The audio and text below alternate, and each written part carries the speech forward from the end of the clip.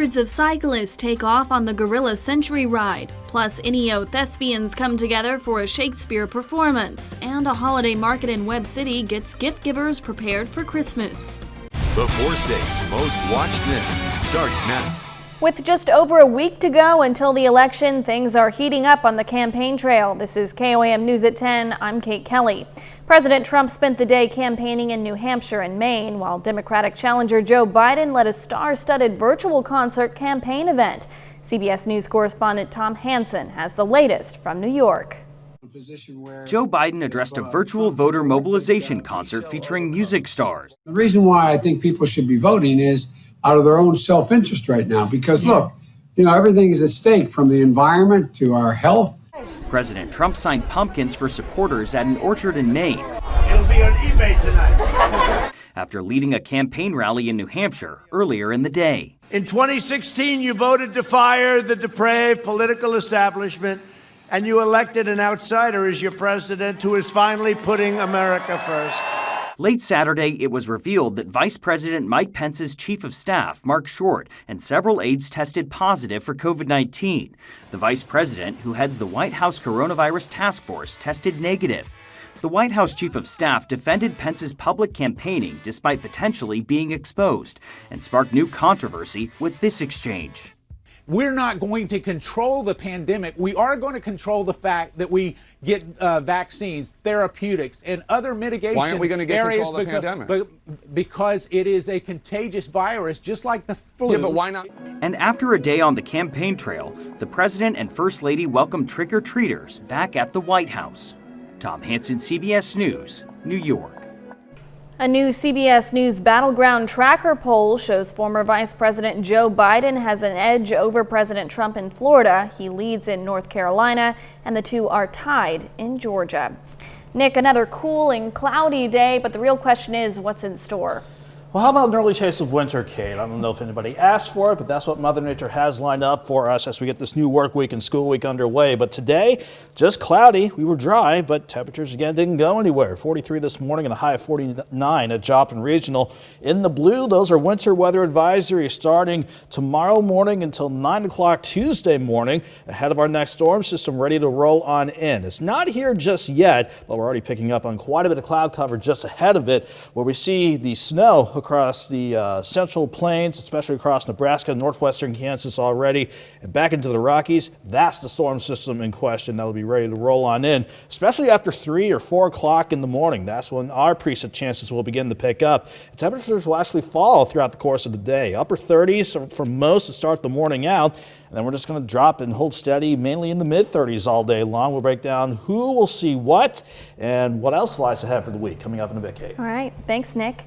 The Central United Methodist Church held their annual holiday craft and vendor fair today at the Webb City Farmers Market Pavilion.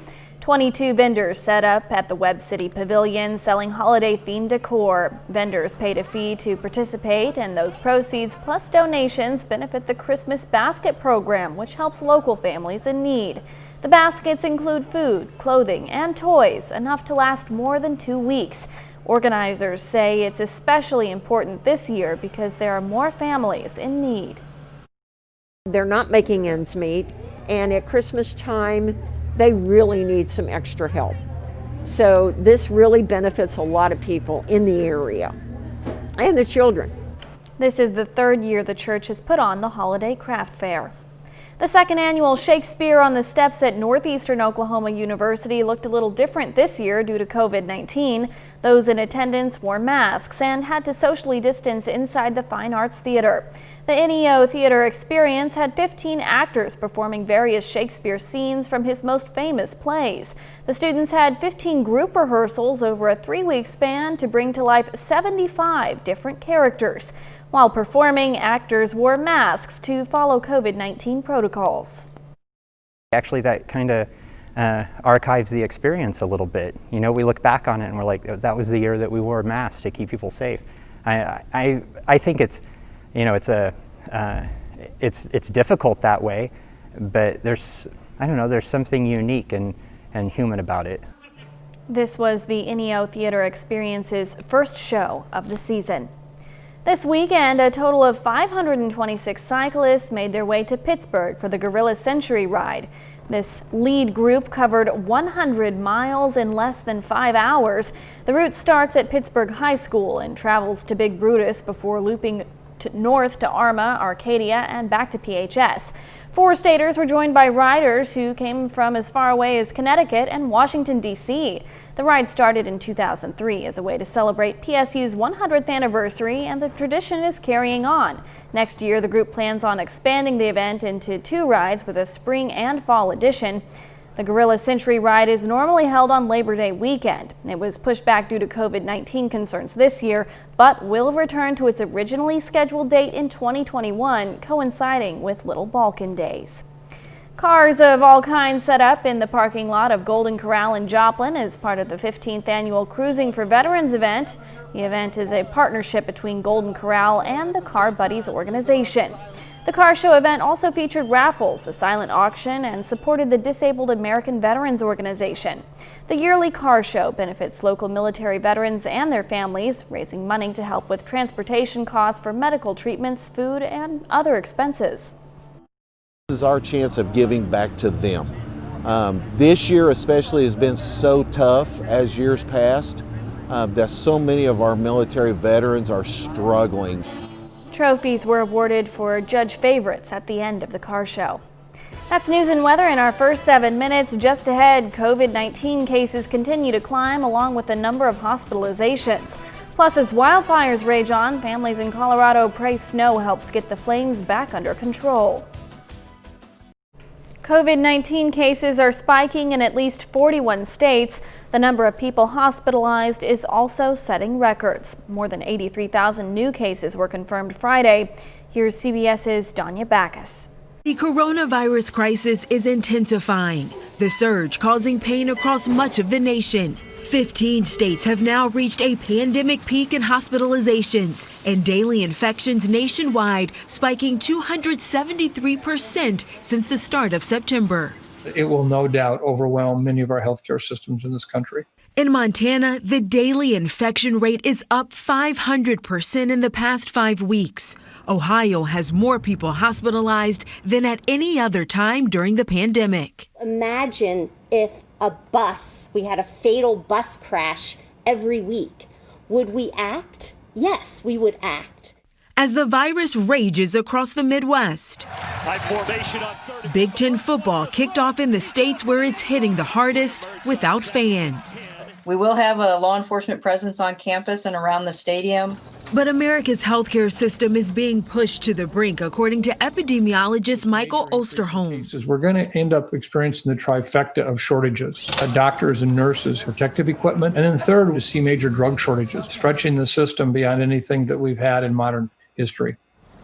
California saw a big spike in cases this week, but those higher infection numbers are because of a backlog in cases, all from LA County. Over the next few days, officials will be monitoring new test results to get an accurate COVID case count. Danya Backus, CBS News, Los Angeles. In El Paso, Texas, the governor announced the Texas Division of Emergency Management will establish an alternate care site to expand hospital capacity in the region. It will have a capacity of 50 beds with the ability to expand to 100 if needed. Chances of snow have residents in Colorado hoping Mother Nature will exchange her flames for flurries. Connor McHugh reports in Grand County, Colorado, where one father is praying he still has a house to go home to. It's a scary feeling. As the wind whipped through parts of the East Troublesome Fire Saturday, Sean Richardson was constantly checking the baby monitor left on when he had to evacuate. So this is looking to the south. So far, the fire remains a half-mile away from his home in Grand Lake. The wind could change at any minute, and being a half-mile away, that could be it. Saturday proved to be a tough but not impossible day for fire crews as they weathered the windy conditions. While spot fires like this one near Highway 40 popped up, fire growth was minimal near Granby and Grand Lake. Still, officials say it remains unsafe for homeowners to return to their properties. So until we can actually get this fire to the point where we feel safe for reentry, that's our number one goal. Is we need to continue working to protect those structures that haven't been lost, continue to protect those areas in there, and It's time intensive.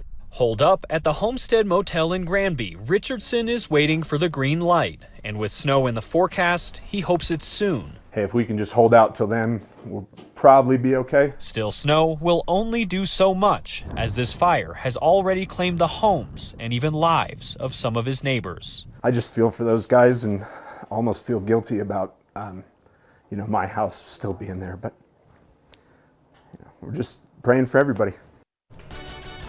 A bit later, with Halloween fast approaching, we'll share how COVID-19 is changing the way people plan on celebrating this year.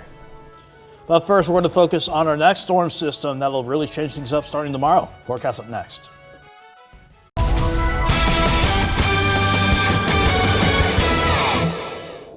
Over the next 3 minutes, we're going to talk about mainly our next storm system ready to roll on in. Before we get to what's coming our way, though, let's break down how our Sunday went. We had plenty of cloud cover, no doubt about that. It was dry though, so at least we were able to keep things quiet to wrap up this weekend from Indigo Sky just outside of Seneca, Missouri. But again, it was a cloud cover that really kept temperatures from warming up so much today. Near 40 to mid 40s across the area this morning.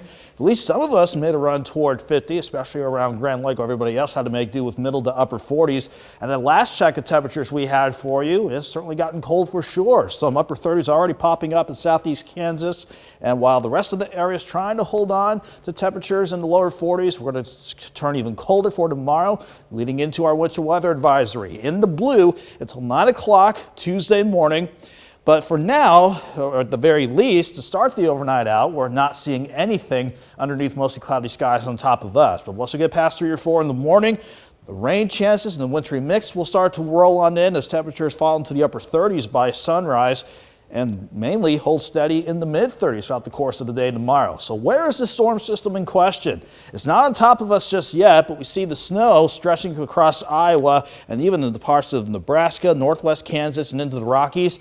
This is the surface look at the storm system. The cold front itself passing well to our south and west for the time being, but high pressure coming in behind it, so definitely bringing in the colder air. The upper low over Utah, that's the main part of the system in question. That's finally going to start kicking out and head toward the east, but very slowly to do so over the course of the start of this week. So that means we're going to have to deal with the system for at least a few days around here. We start quiet during the overnight, but once we get past 3 or 4 in the morning, as temperatures continue to slowly drop off, some scattered showers might develop across the Kansas-Oklahoma line. But then here comes that good influx of moisture, resulting in rain for most of us to start the morning drive. But once you hop north and west of Chanute and Fort Scott, for example, that's where the cold air want to switch things over to a mix of rain, sleet, and snow. And that's where the winter mix is going to stay throughout the course of the day. Mainly our northwestern counties, while everybody else is going to be cold. But with the way temperatures looks like mainly rain, especially around Joplin. But 39 in the morning, and we'll hold in the mid-30s all day with a northeast breeze of 5 to 15. Maybe a little bit of a lull in the action, but we'll hold on to some scattered showers, maybe a couple of freezing showers by the time we head toward Tuesday morning. But another good influx of a wintry mix, either rain or freezing rain to start Tuesday out. And then as temperatures warm throughout the course of the day, we are going to see this switch over to mainly rain. As far as snow amounts go, not looking at too much. The main influx of snow is going to stay mainly in our far northwestern counties, where can't rule out 1 to 2 inches and maybe a dusting to an inch around the Beta, Pittsburgh, and Independence. Ice, not seeing any big amounts with those, thankfully, but can't rule out this resulting in some slick spots, but mainly elevated accumulation staying under 1/4 of an inch. But this is what I wanted to show you. Rain that will continue all the way through Thursday before the system clears out. This is what we really need, a chance to pick up on 2 to 4 inches of rain that we desperately need. So we'll definitely take that as a sign of good news with this storm system, Kate. But as far as temperatures go, not so good. 35 during the day tomorrow, 38 Tuesday, back into the 50s by midweek, and we dry out and turn mild again as we hit Halloween Saturday and roll back the clocks on Sunday. Oh, wow. Well, it's definitely going to be a cold week. I'll be sure to bundle up. Yeah, and I'll keep the rain gear handy too. All right. Thanks, Nick. Be the first to know the day's weather with the KOAM Skywatch weather app. It's available free of charge. You can find it in the Apple App Store or the Google Play Store. Just search for the KOAM Skywatch weather app. A little later in the show, the Kansas City Chiefs look to dominate the Broncos in the snow. Also, Missouri Southern gears up for the 2020-21 basketball season. We'll hear from both men's and women's teams later in sports. It's that time for ghosts and goblins and things that go bump in the night, but it is 2020, so trick-or-treating is uniquely scary this year. Michael George reports.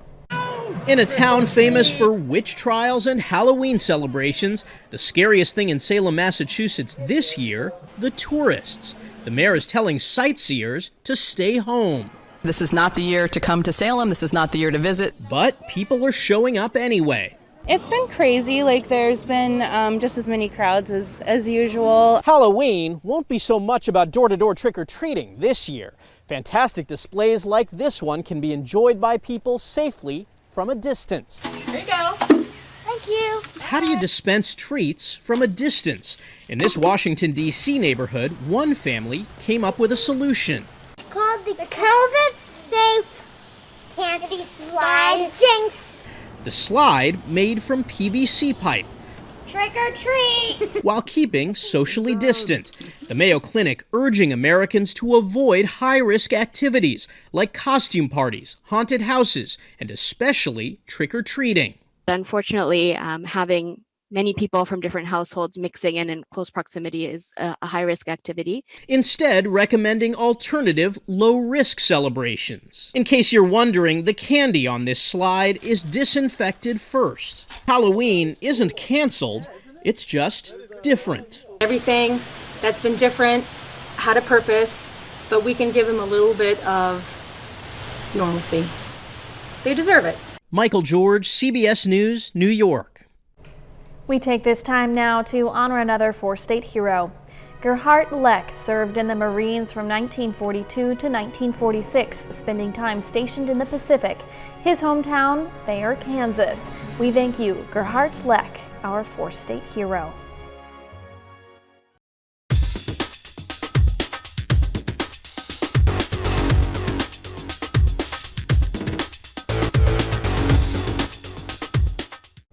Welcome back and welcome into the Toyota Sunday Night Sports Feed. The Kansas City Chiefs are on the road for the second straight week. Today, the Chiefs are visiting divisional rival Denver. And it's a snowy day in Denver. The Chiefs enter the contest with a 5-1 record. First quarter, Clyde Edwards-Hilaire breaks tackles for the 11-yard touchdown. Kansas City strikes first, 7-0. Second quarter, Chiefs just up 4. Drew Lock, looking to pass Daniel Sorensen, steps in front of it. He's going to take it 50 yards to the house, making it look too easy. Chiefs leading 17-6. Later in the quarter, Byron Pringle takes the kickoff, gets through some traffic, goes the distance. He's going to break off 102 yards for the touchdown return. Kansas City up 24-9 at the break. Fourth quarter, Chiefs rolling. Lock. His pass is intercepted by Tyrann Mathieu. Kansas City taking over. Ensuing Chiefs possession, Patrick Mahomes, he's going to dump it off to Tyreek Hill. Hill's going to do what he does, stays on his feet, scores from about 10 yards out. Kansas City dominated in all phases of the game today, winning 43-16. It's nice that we'll be able to go out there and win in several different ways, and I think we kind of found our footing on that at the end of last year, and it's kind of continuing to this year. And we kind of feel the temperature of the game, offense, defense, and special teams. And obviously we want to score every drive, but it's not there, and the defense is playing like it's playing today. Don't make anything worse, and just punt and let the special teams work, and then let the defense go out there and make plays. The Chiefs will be back at home next week hosting the New York Jets. Missouri Southern men's and women's basketball has more than 1 week of official practice under their belt. We caught up with the Lions as they prepare for the upcoming season. Missouri Southern is less than a month away from tipping off for its season opener. Just like every school in the MIAA, the Lions will play a 22 conference-only schedule amid the pandemic. Yes, there's pressure because we're not going to have, the non-conference games to kind of get ready and be prepared, but we have to think that the rest of the conference is in the same boat. The women have 13 on their roster, in which 4 are freshmen and 2 are transfers. With a shortened schedule, head coach Ronnie Russell is telling his team that each day on the floor is crucial. We don't have any, Kate Cup games or anything like that for those freshmen to get their feet wet. It's going in right into conference. You got to be ready to play right away, and that's what is so important about practice, that you come ready to compete every day and to continue to get yourself better. The coronavirus has affected programs across the nation. This past March, the Lion men saw their season cut short when the NCAA canceled the national tournament. I think you've got to look at it as you can't take anything for granted because it can be gone pretty quick. I was pleased to see what the NCAA did with granting another year of eligibility to the kids and most specifically to the seniors. I think is right now I just don't know. Lion fans will see 7 returners and 6 new faces on the men's team, led by third-year starter Cam Martin.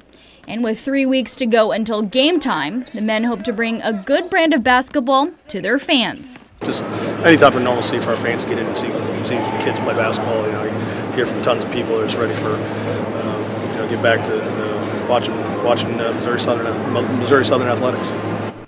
Missouri Southern will open the season on the road against Central Oklahoma on November 19th. That's a look at sports. Back with more news after this. A Hungarian restaurant is thinking outside the box to boost business and keep customers safe during the pandemic. With no tourists in town, the Ferris wheel was up for grabs, making for a fun, socially distanced eating experience.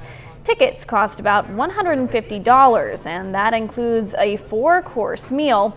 It was a big hit with reservations selling out within days. And Nick, I don't know about you, but it looks like a lot of fun to me, so sign me up. For $150 though, A, you better have a good view, and B, that 4-course meal better be pretty good. You do it for the experience, Nick, the experience. Well, no, that's why I mentioned the view. All right. Sure, it looks amazing up there. Yeah, for sure. And well, right here, it's maybe less than amazing. It's definitely cold. Unless you like an early taste of wintry weather, then people are just going to eat this up. Rain, freezing rain, sleet, and snow chances working tomorrow through Tuesday. We'll stay cold each afternoon with temperatures in the 30s. Michael Hasel will have the latest look at this storm system when we see you right here early in the morning. Kate. All right. Thanks for watching. Have a good night and a great Monday.